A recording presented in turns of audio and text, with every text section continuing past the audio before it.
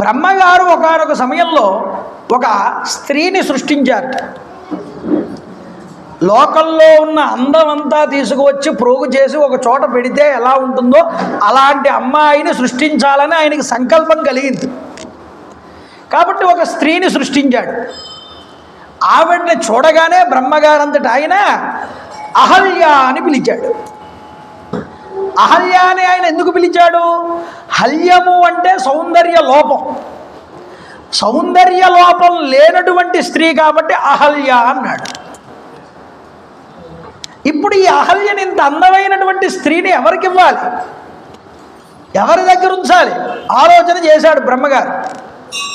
ఒకసారి ఇంద్రసభలో ఈ యొక్క దేవేంద్రుడు బ్రహ్మగారితో వచ్చినటువంటి ఈ అహల్యని చూశాడండి. చర్చించారు ఎవరికి ఇవ్వాలి పిల్లని అని. దేవేంద్రుడు